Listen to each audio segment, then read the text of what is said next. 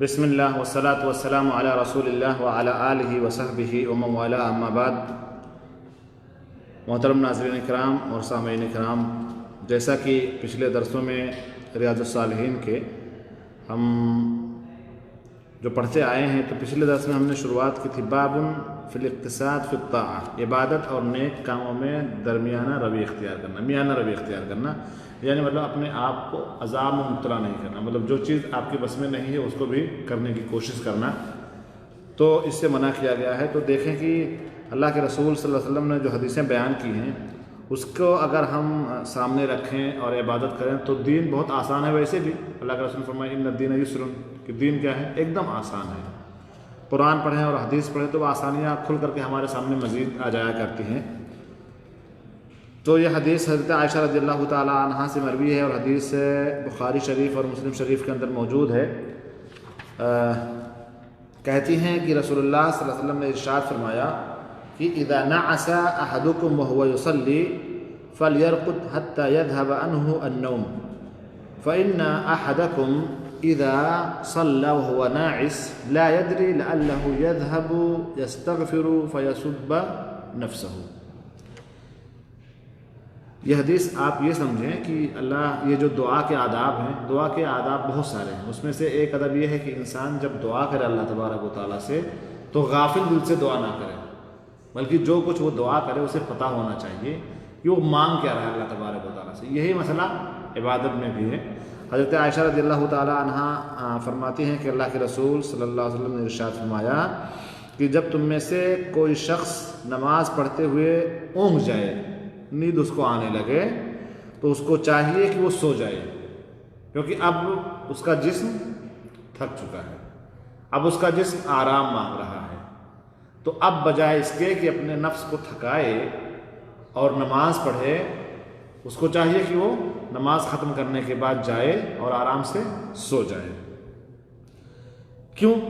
فَإِنَّ أَحَدَكُمْ إِذَا صَلَّى وَهُوَ نَاعِسٌ لَا يَدْرِي لَعَلَّهُ يَذْهَبُ يَسْتَغْفِرُ فَيَسُبَّ نَفْسَهُ، اس لیے کہ جب اونگتے ہوئے نماز پڑھے گا تو اسے یہ علم نہیں ہے کہ شاید وہ اگر مغفرت کی دعا مانگنے لگے اور اپنے آپ کو ہی گالی دے لے، یعنی اگر دعا مانگتا کہ اللہ تبارک و تعالیٰ ہمیں بخش دے، یہ وہ دعا کرے اللہ تبارک و تعالیٰ، لیکن جب وہ نیند غالب ہے تو کیا دعا مانگ سکتا ہے؟ اللہ تبارک و تعالیٰ مجھے نہ بخشے، کیونکہ اس کا دل و دماغ حاضر نہیں ہے۔ تو اس طریقے سے جب عبادت کر رہے ہیں، نماز پڑھ رہے ہیں، تو چاہیے کہ نماز کے اندر خشوع و خضوع کا ہونا ضروری ہے۔ جب آپ سست ہو جائیں گے، جب آپ کو نیند آنے لگے گی تو وہ بات بالکل نہیں رہ پائے گی جو مطلوب ہے، یعنی خشوع و خضوع کا تو بالکل خاتمہ ہو جائے گا۔ وعلیکم السلام ورحمۃ اللہ وبرکاتہ۔ تو لیکن یہ حکم کس نماز میں ہے؟ نفلی نماز میں ہے کہ فرض نمازوں میں ہے؟ نفل نماز میں ہے۔ فرض نماز کے لیے تو آپ کو آنا ہے، اٹھنا ہے، اس کے لیے آپ کو ترتیب کرنی ہے، اس کے لیے آپ کو پہلے سے پریپیئر ہونا ہے اور آنا ہے، اور فرض نماز پڑھنے کے لیے آپ کو ٹائم ہی کتنا چاہیے۔ اگر آپ ٹوٹل دیکھ لیں ڈیوریشن جو ٹائمنگ ہے، آپ اگر اذان ہوتے ہی مسجد میں آ جائیں تو آپ کو میکسیمم آدھا گھنٹہ لگیں گے۔ اگر اذان ہوتے ہی آ جائیں، بیٹھیں، انتظار کریں، نماز پڑھیں، سب کچھ کریں، تلاوت کریں، تو آپ کو کتنا گھنٹہ لگے گا؟ آدھا گھنٹہ میں بہت آرام کے ساتھ آپ آئیں گے اور بہت ہی ثواب، اجر و ثواب کے مستحق بن جائیں گے، یعنی آپ اس حدیث کے مستحق ہو جائیں گے جس کے بارے میں اللہ کے رسول صلی اللہ علیہ وسلم نے ارشاد فرمایا کہ سبعۃ یظلهم اللہ فی ظلہ یوم لا ظل الا ظلہ، رجل قلبہ معلق بالمساجد۔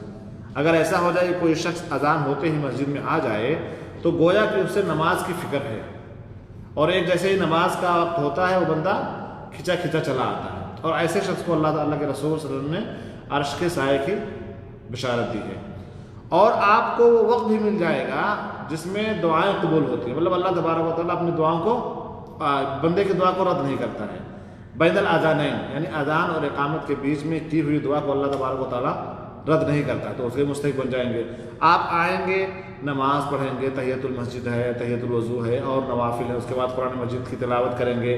تو جب آپ قرآن مجید کی تلاوت کریں گے تو اس کے بھی ایک حرف پہ 10 نیکیاں ہیں، اور اللہ تبارک و تعالیٰ جتنا چاہے اس کو بڑھا سکتا ہے تو اس کے مستحق ہو جائیں گے۔ لیکن یہاں جو بات ہو رہی ہے نفلی نماز، مثال کے طور پہ آپ نے عشاء کی نماز پڑھ لی اور آپ جو ہے گھر میں ہیں، پھر آپ اٹھے ہیں نماز پڑھنے کے لیے، تہجد کے لیے مثال کے طور پہ، اب آپ پڑھ رہے ہیں، آپ کو نیند آنے لگی، ایسے وقت میں کیا کرنا چاہیے انسان کو؟ آپ جائیے سو جائیے، تاکہ آپ پھر سے آپ کے اندر چستی آ جائے، آپ کے اندر پھرتی آ جائے، آپ ایکٹیو ہو جائیں، کیونکہ آپ کو فجر کی نماز کے لیے اٹھنا ہے۔ تو یہ ہے، تو عبادت میں انسان کو حاضر ہونا چاہیے، اس کا جسم اور اس کا دماغ سب دل و دماغ سے حاضر ہونا چاہیے۔ آپ دیکھیں کہ اللہ تبارک و تعالیٰ نے، اللہ کے رسول صلی اللہ علیہ وسلم نے جو فرض نماز ہم پڑھتے ہیں، جن میں قرأت کی جاتی ہے اور لمبی قرأت کی جاتی ہے، اس میں بھی یہ اللہ کے رسول صلی اللہ علیہ وسلم نے تاکید کی ہے ائمہ کو کہ وہ اپنے مقتدی کا خیال رکھیں۔ اگر مقتدیوں میں کیونکہ جب مقتدی ہوتے ہیں تو بچے بھی ہوتے ہیں، بوڑھے بھی ہوتے ہیں، عورتیں بھی ہوتے ہیں، اگر رونے وغیرہ کی زیادہ بچوں کی آواز آنے لگے تو اس وقت امام کا یہ فرض بنتا ہے کہ اپنی قرأت کو طول نہ دیتا چلا جائے، بلکہ وہ خیال رکھے کہ ایک بچہ رو رہا ہے، بچہ بھی تڑپ رہا ہے اور ماں بھی تڑپ رہی ہے۔ جی ہاں۔ دوسری روایت ہے عن ابی عبداللہ جابر بن سمرہ السوائی رضی اللہ تعالی عنہما قال كنت اصلي مع النبي صلی اللہ علیہ وسلم الصلوات فكانت صلاته قصدا وخطبته قصدا، رواہ مسلم۔ حضرت ابو عبداللہ جابر بن سمرہ سوائی رضی اللہ تعالی عنہما بیان کرتے ہیں کہ میں نبی کریم صلی اللہ علیہ وسلم کے ساتھ آپ کی اقتداء میں نمازیں پڑھتا تھا، یعنی اللہ کے رسول امام ہوا کرتے تھے اور ہم آپ کی امامت میں نماز پڑھا کرتے تھے۔ آپ کی نماز بھی درمیانی ہوتی تھی اور آپ کا خطبہ بھی درمیانہ ہوتا تھا، مطلب بہت لمبی نماز نہیں پڑھتے تھے اور نہ ہی بہت لمبا خطبہ دیا کرتے تھے، کیونکہ اس میں جب جماعت میں آپ ہوتے ہیں تو کئی طرح کے لوگ ہوتے ہیں، کچھ لوگوں کو کہیں نکلنا ہوتا ہے، کچھ لوگوں کو کہیں جانا ہوتا ہے، کچھ لوگ مشغول ہوتے ہیں، کچھ لوگ فری ہوتے ہیں، تو تمام لوگوں کی رعایت کرتے ہوئے اللہ کے رسول صلی اللہ علیہ وسلم جب نماز پڑھاتے تھے تو درمیانی نماز بھی ہوتی تھی اور آپ کا خطبہ بھی درمیانہ ہوتا تھا۔ لیکن ہمارے ہاں آپ دیکھیں کہ خطبوں کی جو ٹائمنگ ہے، کہیں آدھا گھنٹہ ہے، کہیں 45 منٹ ہے، کہیں 50 منٹ ہے، کہیں کہ آدھا ایک گھنٹہ خطبہ ہوتا ہے، جو کہ سنت کے خلاف ہے۔ اللہ کے رسول صلی اللہ علیہ وسلم کا کبھی خطبہ بہت لمبا نہیں ہوا کرتا تھا، تو اس کے بارے میں علماء جو ہمارے خطیب حضرات ہیں ان کو بھی دھیان دینا چاہیے اور اس حدیث کو اپنے سامنے رکھنا چاہیے۔ اچھا، ایک حدیث ہے جو بخاری شریف کے اندر موجود ہے اور یہ حدیث بہت اہم ہے۔ وعن ابی جحیفہ وہب بن عبداللہ رضی اللہ تعالی عنہ قال آخى النبي صلی اللہ علیہ وسلم بین سلمان وابی الدرداء فزار سلمان ابا الدرداء فرأى ام الدرداء متبذلة فقال ما شأنك؟ قالت أخوك أبو الدرداء ليس له حاجة في الدنيا، فجاء أبو الدرداء فصنع له طعاما فقال له كل فإني صائم، قال ما أنا بآكل حتى تأكل، فأكل، فلما كان الليل ذهب أبو الدرداء يقوم فقال له نم، فنام، ثم ذهب يقوم فقال له نم، فلما كان من آخر الليل قال سلمان قم الآن، فصليا جميعا، فقال له سلمان إن لربك عليك حقا وإن لنفسك عليك حقا ولأهلك عليك حقا فأتي كل ذي حق حقه، فأتى النبي صلى الله عليه وسلم فذكر ذلك له فقال النبي صلى الله عليه وسلم صدق سلمان۔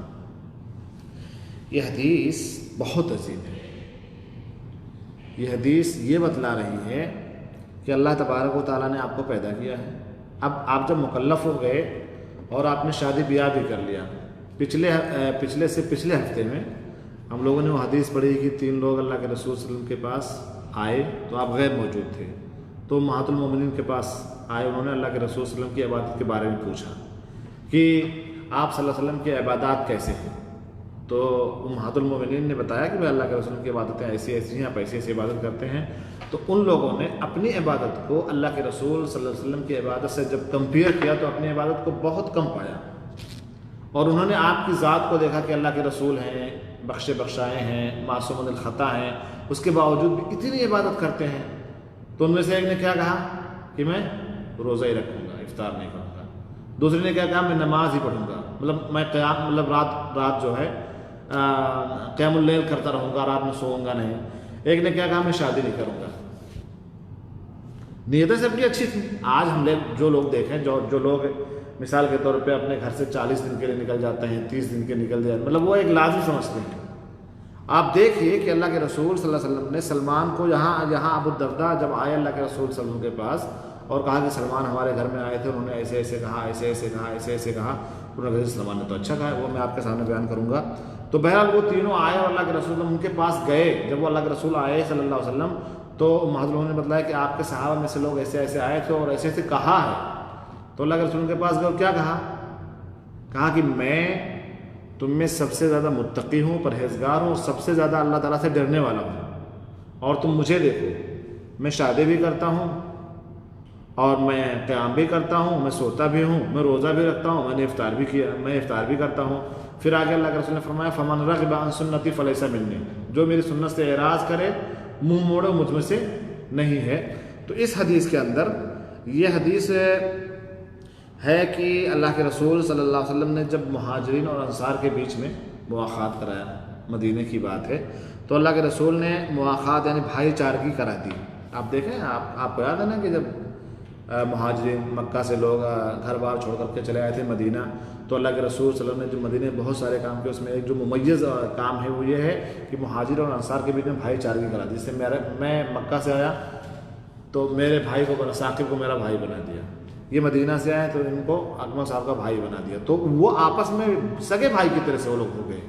اور ان کے یہاں اتنی محبت تھی کہ انہوں نے اپنا آدھا مال دے دیا، اور کچھ صحابہ کرام نے کہا کہ دیکھو میرے پاس 2 بیویاں ہیں، میں ایک بیوی کو طلاق دیتا ہوں، آپ ایک بیوی سے نکاح کر لیں اور اپنا گھر بسا لیں۔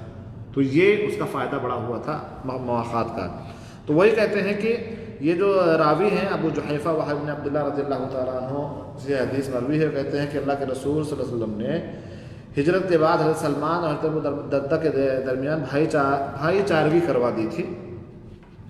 تو سلمان ایک دن اپنے اسلامی بھائی، کون ہوئے اسلامی بھائی ان کے؟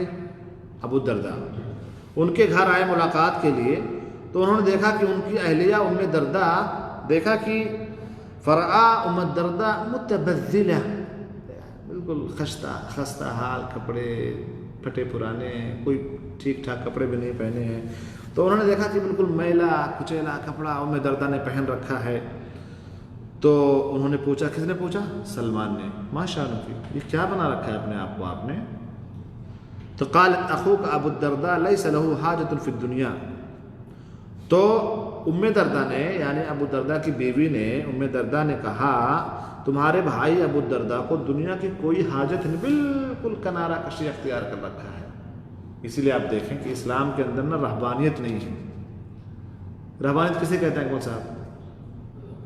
مطلب گھر بار چھوڑ دو، دنیا سے کوئی مطلب ہی نہیں ہے، بال بچوں سے کوئی مطلب ہی نہیں ہے، بالکل سادھو والی زندگی گزارو، یہ اسلام میں نہیں ہے۔ سنیاسی بن جاؤ۔ اسلام میں یہ ہے کہ آپ دین اور دنیا کو مینٹین کر کے چلیے۔ لا تنسا نصیبک من الدنیا، مانے دنیا کو مکمل طور سے بھول نہ جاؤ، کیونکہ آپ دنیا کو جب بھول جائیں گے تو پھر آپ لوگوں کے محتاج بن جائیں گے، کھانا پینا ساری چیزیں۔ آپ کے پاس دنیا بھی ہے تو آپ لوگوں کی مدد بھی کر سکتے ہیں، اپنے بچوں کے دوا علاج کی آپ ذمہ داری اٹھا سکتے ہیں، خود کفیل ہوں گے۔ کیونکہ جب ایک شخص شادی کرتا ہے تو جو شادی یہ جو رشتہ ہے نا، یہ خوشگوار کیسے ہوگا؟ یہ خوشگوار ایسے ہوگا کہ آپ اپنی ذمہ داری کو سمجھیں۔ یہ جو آپ کے پیچھے عیال ہے وہ آپ اس کے ذمہ دار ہیں، الرجال قوامون علی النساء۔ تو اگر یوں ہی آپ پھرتے رہیں گے اور اپنے بچوں کو سمجھیں گے نہیں، ان کی ذمہ داری کو نہیں سمجھیں گے، ان سے ملاقاتیں نہیں کریں گے، ان کے پاس بیٹھیں گے نہیں، اور وہی ہمیشہ دین کی بات ان کا بیٹھنا ہے نہ کچھ کرنا ہے، تو وہ پھر آپ سے بیزار ہو جائیں گے، پھر وہ رشتہ ہی نہیں رہ جائے گا۔ تو بہرحال ام درداء نے کہا کہ لیس لہ حاجۃ فی الدنیا، بالکل دنیا کو انہوں نے کنارہ کر دیا ہے۔ فجاء ابو الدرداء، تو اتنے میں ابو درداء تشریف لے آئے۔ بھی بات حضرت سلمان رضی اللہ تعالیٰ عنہ کی ام درداء رضی اللہ تعالیٰ عنہ سے ہو ہی رہی تھی کہ اسی بیچ میں ابو درداء تشریف لے آئے۔ فصنع له طعاما، تو انہوں نے اپنے بھائی سلمان کے لیے کھانا تیار کیا۔ کس نے؟ ابو الدرداء نے کہ ام درداء نے؟ ابو الدرداء نے کھانا بنایا۔ اس سے کیا پتہ چلتا ہے کہ اسلام میں ضروری نہیں ہے کہ بیوی ہی کھانا بنائے. ایک شوہر جو بہترین شوہر ہوتا ہے اپنی بیوی کی مدد کر سکتا ہے. لیکن آج کل ہمارا جو سماج ہے نا وہ ہندوانہ رسم و رواج سے اس قدر امپریسڈ ہو چکا ہے, اتنا متاثر ہو چکا ہے کہ اگر بیوی کے کام میں شوہر ایک گلاس پانی بھی بٹا لے اور لوگوں کو پتہ چل جائے تو پتہ نہیں جورو کا غلام اور پتہ نہیں کتنے دن کا. اور اگر اتفاق سے کسی مولانا نے یہ کام کر دیا ہے تو بڑا ہی مسئلہ ہے اس کے لیے. اگر کسی شیخ صاحب نے یہ کام کر دیا ہے تب تو شیخ صاحب کی تو بالکل ختم ہے کہانی. بہرحال تو فصنع له طعاما, تو ابو درداء رضی اللہ تعالیٰ عنہ نے ان کے لیے کھانا بنایا. فقال له کل, اور ان سے کہا تم کھاؤ میرا تو روزہ ہے. یہ دیکھیے صاحب, میزبان نے کھانا بنایا ہے مہمان کے لیے اور کیا کہہ رہا ہے, کھانا کھاؤ میرا روزہ چل رہا ہے. فقال له کل فإني صائم فقال ما أنا بك آكل حتى تأكل. اور یہ رمضان کا روزہ نہیں ہے, کیونکہ اگر رمضان کا روزہ ہوتا تو کھانا بنایا نہیں جاتا. اس کا مطلب یہ ہے کہ واقعہ غیر رمضان کا ہے اور یہ نفلی روزہ چل رہا ہے ابو الدرداء کا. تو حضرت سلمان رضی اللہ تعالیٰ عنہ کہ ایسا بھائی صاحب آپ نہیں کھائیں گے تو میں بھی نہیں کھاؤں گا, سیدھی سی بات ہے. کہا کہ ما انا بآکل حتی تاکل, میں نہیں کھاتا جب تک آپ نہیں کھاتے. آپ میرے بھائی میزبان ہیں, میں آپ کا مہمان ہوں, تو آپ تو بیٹھو نا یار, ساتھ تو دو. ابھی آپ دیکھیں گا اگر کہیں سے کوئی کھانا کھا کے بھی آیا ہے تو میزبان بیٹھتا ضرور ہے. یہ آداب میں سے کہ مہمان کے ساتھ بیٹھیں, اس سے بات کریں, اس کے حال چال پوچھیں, اس کی ضیافت کریں. تو بہرحال فأکل, تو ابو درداء نے کھانا کھا لیا.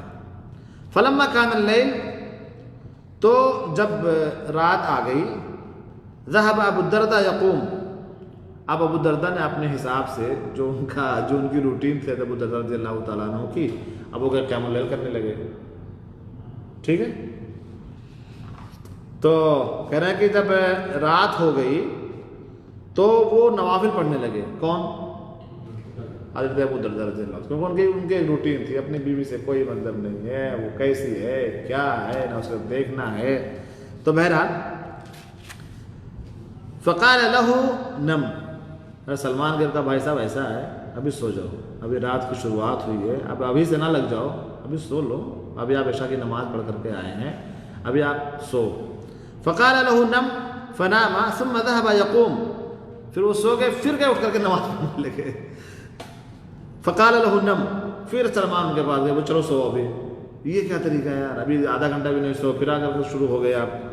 فلما كان آخر الليل قال سلمان قم الآن, جب آخری لیل ہو گیا تو حضرت سلمان رضی اللہ تعالیٰ عنہ نے کہا کہ اب آپ تشریف لے چلیں, چلتے ہیں, آپ بھی پڑھیے ہم بھی پڑھتے ہیں. قال سلمان قم الآن, چلو اب ہم لوگ قیام اللیل کرتے ہیں. تو اس کا مطلب کیا ہے کہ قیام اللیل ہمیں آخر اللیل میں بھی کرنا ہے, اور یہی مناسب وقت ہے آخر اللیل. اور اسی وقت میں اللہ تبارک و تعالیٰ آسمان دنیا پر اترتا ہے اور کہتا ہے کہ ہے کوئی مانگنے والا کہ میں اس کی مراد کو پوری کر دوں, ہے کوئی جنت مانگنے والا کہ میں اسے جنت دے دوں, ہے کوئی جہنم سے رہائی کروانے والا کہ میں اسے جہنم سے, ہے کوئی اپنے پریشانیوں کو میرے سامنے رکھنے والا کہ میں پریشانیاں دور کر دوں. تو یہ ساری چیزیں ہیں. تو سلمان نے کہا کہ چلو اب ہم لوگ نماز پڑھتے ہیں. فصلیا جمیعا, تو دونوں نے ساتھ ساتھ نماز پڑھی, ساتھ ساتھ ہم لوگوں نے قیام اللیل کیا. فقال له سلمان, اب یہاں سے بات شروع ہوتی ہے جو بہت اہم ہے. حضرت سلمان رضی اللہ تعالیٰ عنہ نے اپنے بھائی, اسلامی بھائی ابو الدرداء رضی اللہ تعالیٰ عنہ کو کچھ نصیحت کی.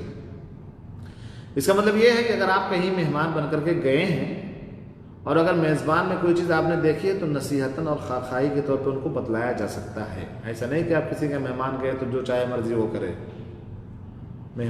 اگر میزبان کی کوئی غلطی دیکھی جائے تو اس کے اوپر آپ نصیحتاً کہہ سکتے ہیں. ہمارے ایک صاحب ہمارے یہاں آئے کھانا کھانے کے لیے, تو میں نے کھانا ان کو پیش کیا, تھوڑے سے مزاحیہ ٹائپ کے تھے وہ, تو وہ مولانا لوگ تھوڑی چٹکی زیادہ لیتے تھے, تو بس میں بھی مولانا ہی ٹھہرا. تو میں نے کہا کھائیے, بولے ہاں کھا تو رہے ہیں. تو وہ کہنے لگے کہ بھائی ہمارے یہاں جو ہے کچھ علماء کی ہم نے دعوت لی تھی, 2-4-5 لوگ تھے, تو کھانا بنا, مطلب چاول دال جو بھی ہوتی ہے میزبانی, دال بھی کہیں ہم نے بنوایا. تو دال میں ہمارے اہلیہ نمک بھول گئی. انہوں نے کہا کہ دال میں وہ نمک بھول گئی, اور جب کھانا کھانے لگے تو بھائی مولانا نے کہا مولانا کھانا کیسے بہت ٹھیک بنا ہے, اور دال کیسے بنا, دال ٹھیک بنی ہے, بہت زبردست ہے. اس نے کہا کہ جب میں نے دال چیک کیا اس میں نمک ہی نہیں ہے. میں نے کہا کیا یار مولانا کیا ٹھیک ہے, اس میں نمک ہی نہیں ہے. تو کہنے لگے کہ سب نے کہا کہ یار ایسا ہے کہ ہم لوگ کو دوبارہ بھی تو آپ کے یہاں آنی ہے دعوت کھانے. बता देंगे कि नमक नहीं तो दबा दो, आयब निकालते मौलवी साहब हैं अब्दुल सत्तार था। तो बहरहाल अब हज़रत सलमान रज़ी अल्लाह ताला अन्हु ने अपने भाई को जो नसीहत की है वो क्या है, देखिए फरमाया इन्ना लिरब्बिका अलैका हक़, कि तुम्हारे रब का भी तुम्हारे ऊपर हक है।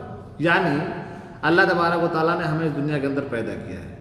दुनिया वो माफिया को आप देखें तो सब किसके लिए बनाई गई हैं, हमारे और आपके लिए बनाई गई हैं, और हम लोग उससे फ़ायदा भी खातिर खा उठा भी रहे हैं।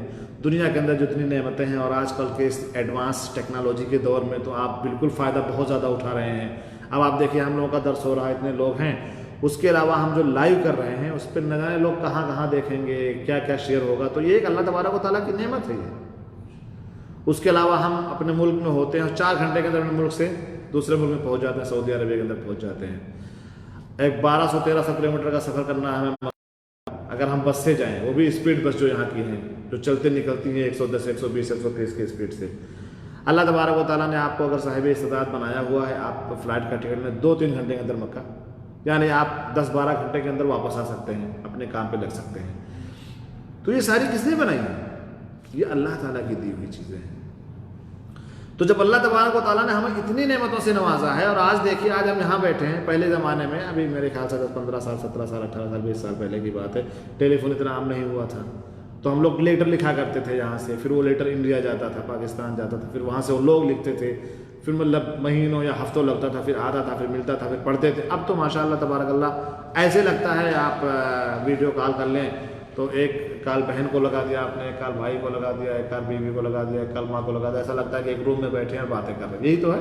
तो ये सब क्या है? ये अल्लाह तबारक व तआला की नेमतें हैं, लेकिन इन नेमतों का हमें मिसयूज़ नहीं करना है, हमें इन नेमतों का सही इस्तेमाल करना है।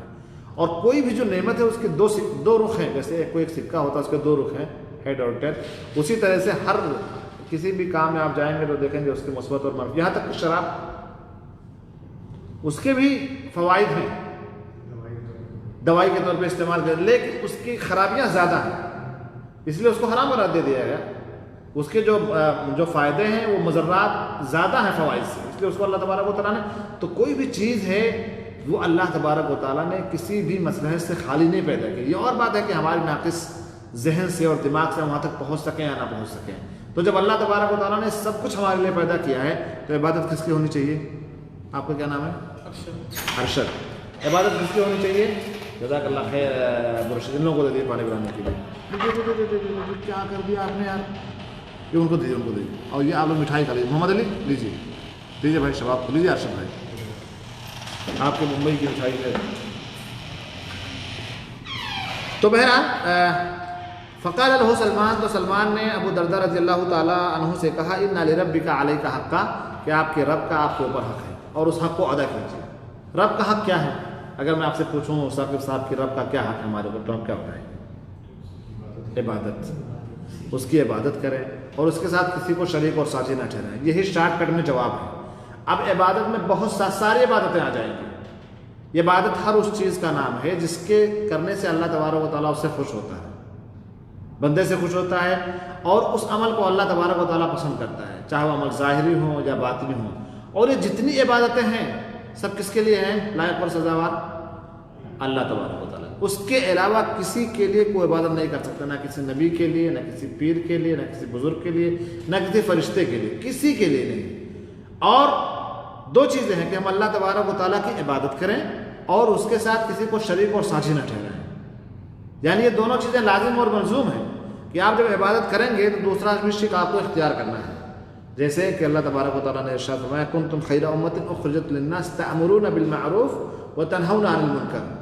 तो इस उम्मत का एक मीज़ा ये है कि इसमें एक जमात हमेशा ऐसी रहेगी जो लोगों को भलाई का हुक्म देगी और बुराई से रोकेगी। आप सिर्फ भलाई का हुक्म नहीं दे सकते हैं। अगर मैं देख रहा हूँ कि साकिब साहब के अंदर एक बुराई है तो उनसे बताऊँगा कि देखेंगे ये गलत है, इसको छोड़िए, और मैं उनको किसी अच्छाई की तरफ, ऐसा नहीं कि आप देख रहे हैं सरेआम ज़िना हो रहा, बिल्कुल नजरें छुपा करके चले, सिर्फ नमाज का हुक्म दे, नमाज का हुक्म दे, नहीं, भलाई का हुक्म साथ साथ और बुराई से रोकना।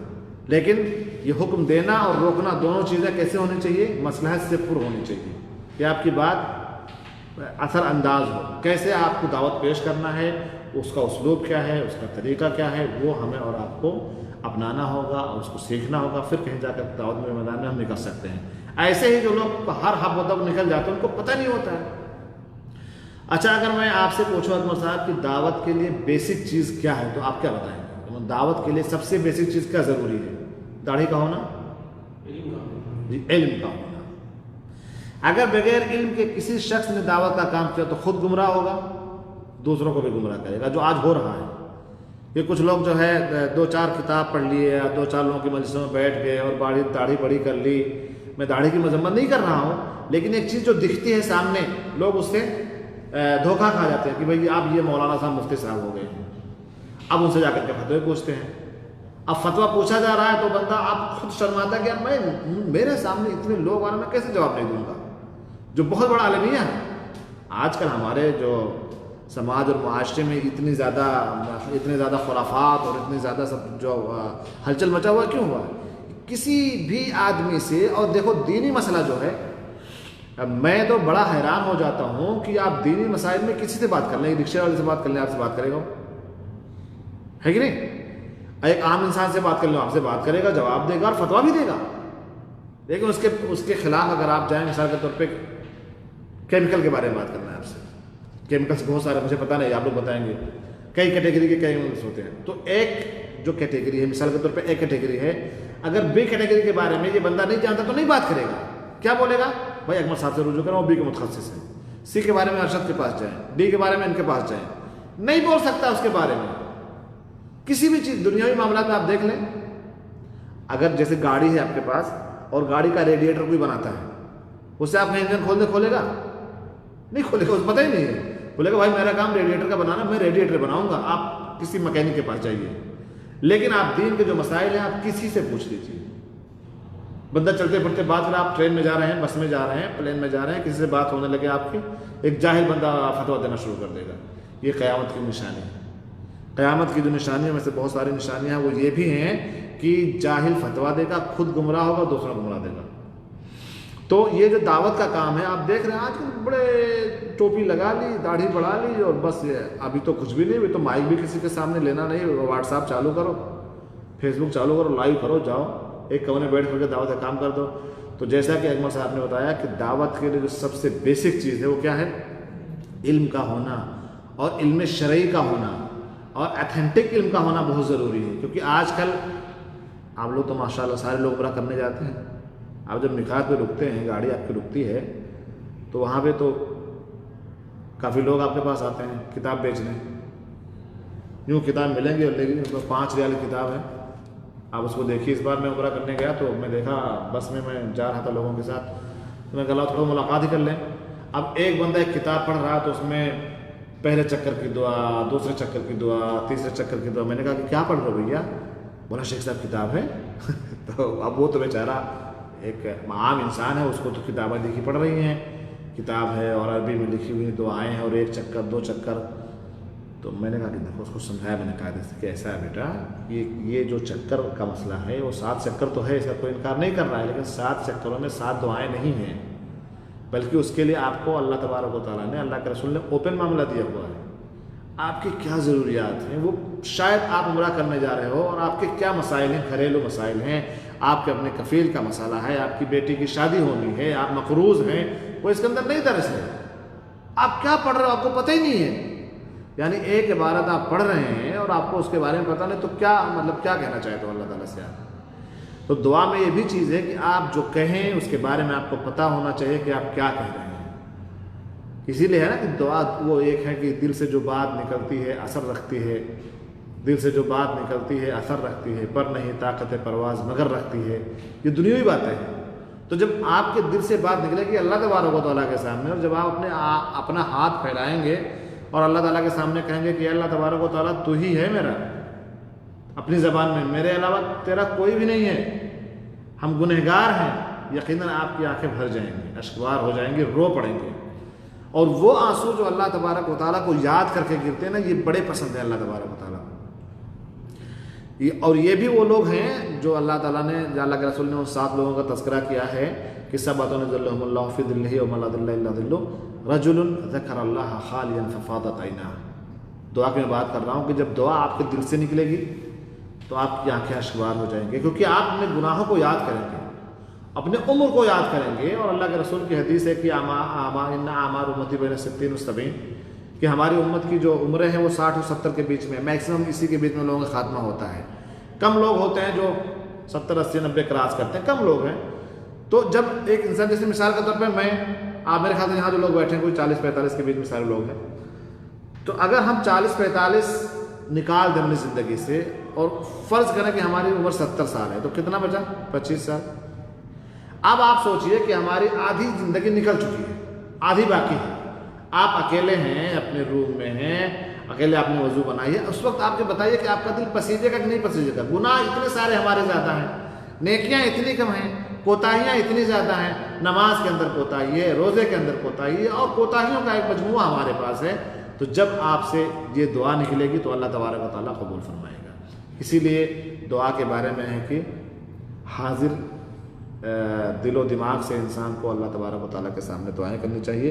تو فرمایا ان لربک علیک حقا، آپ کے سب سے پہلے رب کا حق بتایا، اور اس کے اندر حقوق العباد اور حقوق اللہ دونوں کا تذکرہ کیا اس نصیحت کے اندر، کہ ان لربک علیک حقا، کہ دیکھو تمہارے رب کا تمہارے اوپر حق ہے. اللہ نے پیدا کیا ہے اسی لیے. اور کئی جگہ اللہ تبارک و تعالیٰ خلقت الجن والانس الا لیعبدون، کہ ہم نے جن اور انس کو اپنی عبادت کے لیے ہی پیدا کیا ہے. اور جب ہم لوگوں نے اللہ تبارک و تعالیٰ سے وعدہ کیا تو ہم نے کہا کہ ہم تیرے علاوہ کس کی پوجا کریں گے؟ تو نے مجھے پیدا کیا ہے، 9 مہینے ماں کے پیٹ میں رکھا ہے، ہم نے اپنا بچپن گزارا ہے، آج ہم بالغ ہو گئے ہیں، آج ہم کچھ کرنے کے لائق ہو گئے ہیں، آج ہمیں تو نے 15 سال تک چھوڑ دے رکھا ہے. اللہ تبارک و تعالیٰ نہیں باس پوس کرے گا ہماری. 15 سال کے بعد جب بالغ ہو گئے تو ہمارا حق بنتا ہے کہ اللہ تبارک و تعالیٰ کی عبادت کریں. تو فرمایا انا لربک علیک حقا وانا لنفسک علیک حقا، آپ کے نفس کا بھی آپ کے اوپر حق ہے. اپنی باڈی کو زیادہ تھکائیے نہیں. بہت سارے واقعات ایسے سننے میں آئے کہ لوگ یہاں سے جاتے ہیں چھٹی میں. اب آپ سوچئے کہ سب سے پہلے تو ہم لوگ غلطی کرتے ہیں جو اپنی فیملی چھوڑ کر کے یہاں پہ ہے، یہ بڑی غلطی ہے. لیکن کچھ مجبوری ہمارے سامنے ہے، ہماری فیملی بھی کوآپریٹ کر رہی ہوتی ہے کہ ٹھیک ہے بچوں کا مسئلہ ہے، کچھ بھی جو مسائل ہیں، تو اگر بیوی راضی ہے تو آپ رہ سکتے ہیں، ادروائز بیوی اگر راضی نہیں تو ہم یہاں نہیں رہ سکتے ہیں. تو بہرحال یہ ایک الگ مسئلہ ہے. تو فرمایا انا لنفسک علیک حقا، آپ کے نفس کا آپ کے اوپر حق ہے. اللہ تعالیٰ نے آپ کو باڈی دی ہے تھکانے کے لیے نہیں، اس کو بھی آرام دیجیے. 24 گھنٹے کام نہیں کرنا ہے، اسی لیے اللہ تبارک و تعالیٰ نے دن اور رات بنایا ہے.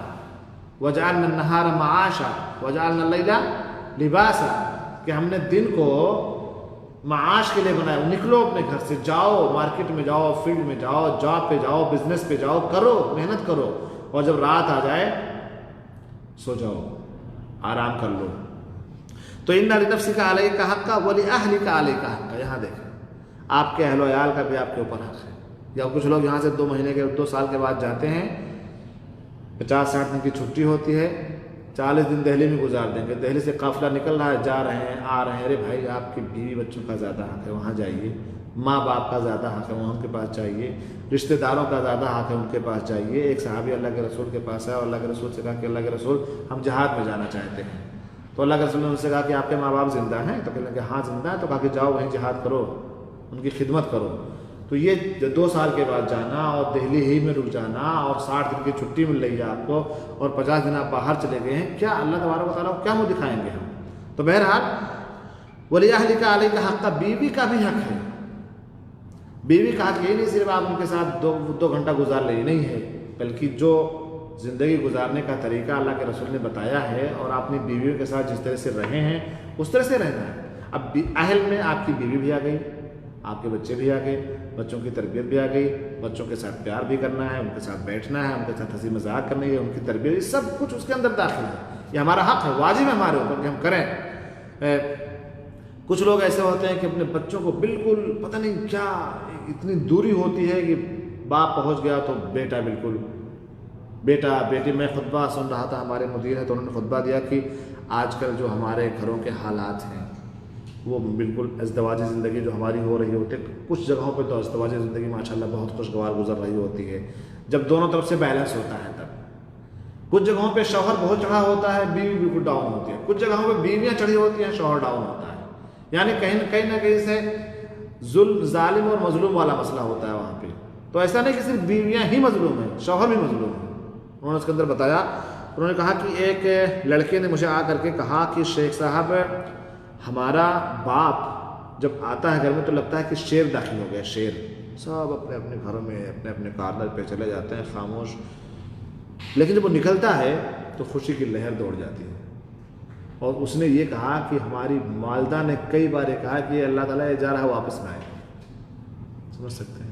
تو یہ حق ادا نہیں کر رہے ہیں، بلکہ حق ادا کرنے کا مطلب یہ ہے کہ اللہ کے رسول صلی اللہ علیہ وسلم کی وہ حدیث ہمارے سامنے ہو کہ خیرکم خیرکم لاہلہ وانا خیرکم لاہلہ، یعنی ایک نبی ہیں وہ کہہ رہے ہیں کہ تم میں سب سے بہترین انسان وہ ہے جو اپنے اہل وعیال کے ساتھ بہتر ہے۔ دوستوں کے ساتھ تلخ کلامی کر لو چلے گا، لیکن اپنے گھر میں تلخ کلامی نہیں ہونی چاہیے، ظلم و جبر نہیں ہونی چاہیے، مار پیٹ گالی گلوچ نہیں ہونی چاہیے۔ آج آپ اتنے سارے لوگ بیٹھے ہوئے ہیں، یہ آپ سے مخفی نہیں ہے، ہمارا سماج اور معاشرہ آپ سے مخفی نہیں ہے۔ کئی بہت سارے کلپس ہمارے سامنے آتی ہیں، آپ بھی سوشل میڈیا دیکھتے ہیں، الیکٹرانک میڈیا، پرنٹ میڈیا میں سب پڑھنے میں آتا ہے کہ ذرا سی تلخ کلامی اس پہ طلاق دے دیا گیا، ذرا سا نمک میں دال میں نمک کم طلاق، مطلب آپ نے خلوال بنا رکھا ہے۔ اور یہی میڈیا میں یہی سب کچھ آتا، اچھائیاں نہیں آتی، ایسا کہ نہیں کہ سب کے سب برے ہی لوگ ہیں، ایسا نہیں ہے، بلکہ ہمارے سماج اور معاشرے میں زبدہ لوگ بھی ہیں جن کی مثال دی جا سکتی ہے، لیکن ہمیشہ وہی چیز سامنے آتی ہے۔ کہتے ہیں کہ اگر گندگی ہو تو بدبو پھیل ہی جاتی ہے۔ تو بہرحال وَلِأَهْلِكَ عَلَيْكَ حَقًّا، آخر فَأْتِ كُلَّ ذِي حَقٍّ حَقًّا، ہر ایک کا جو حق ہے اس حق کو اسے دینا چاہیے، اسے پہنچائیے اس تک۔ فَأَتَى النَّبِي صلی اللہ علیہ وسلم فذکر ذلک لہ، فقال نبی، تو اب ابو الدرداء تو بڑا مسئلہ ہو گیا نا، روزہ بھی توڑوا دیا وہاں پہ، قیام بھی نہیں کرنے دیا سلمان رضی اللہ تعالیٰ عنہ نے، پھر ماشاءاللہ نصیحت بھی کافی کر دی، بیوی کے سامنے بھی کر دی۔